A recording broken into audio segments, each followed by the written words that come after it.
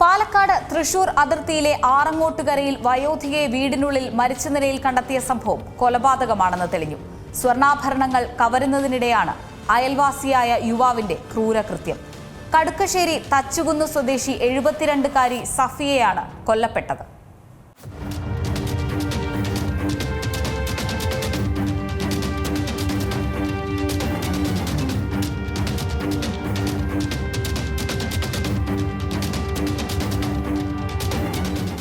ഈ മാസം 12-നാണ് ആറങ്ങോട്ടുകര കടുക്കശ്ശേരിയിൽ വയോധികയെ വീടിനുള്ളിൽ മരിച്ച നിലയിൽ കണ്ടെത്തിയത്. മുറിവുകളേറ്റ ശരീരത്തിൽ സ്വർണ്ണാഭരണങ്ങൾ കാണാനില്ലായിരുന്നു. തുടർന്ന് ദുരൂഹത ആരോപിച്ച് ബന്ധുക്കളും നാട്ടുകാരും രംഗത്തെത്തിയതോടെ പോലീസ് നടത്തിയ അന്വേഷണത്തിലാണ് വയോധികയുടെ മരണം കൊലപാതകമെന്ന് കണ്ടെത്തിയത്.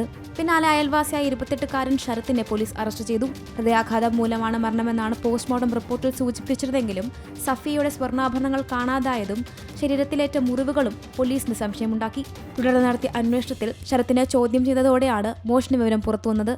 വീടിന്റെ പിൻവാതിലൂടെ അകത്ത് കയറിയ പ്രതി സ്വർണ്ണാഭരണങ്ങൾ കവരാൻ സഫിയെ ആക്രമിക്കുകയായിരുന്നു. തുടർന്ന് 3 സ്വർണ്ണവളകളും മാലയും മോഷ്ടിച്ച് സ്വന്തം വീടിന്റെ കുളിമുറിയിൽ ഒളിപ്പിച്ചു. സഫിയുടെ വീട്ടിലെ നാളികേരവും മറ്റും കൊണ്ടുപോകുന്നതിന് സഹായിയായി പ്രതി മുൻപ് എത്താറുണ്ടായിരുന്നു. പ്രതി ഒളിപ്പിച്ച സ്വർണ്ണാഭരണങ്ങൾ പോലീസ് കണ്ടെടുത്തു.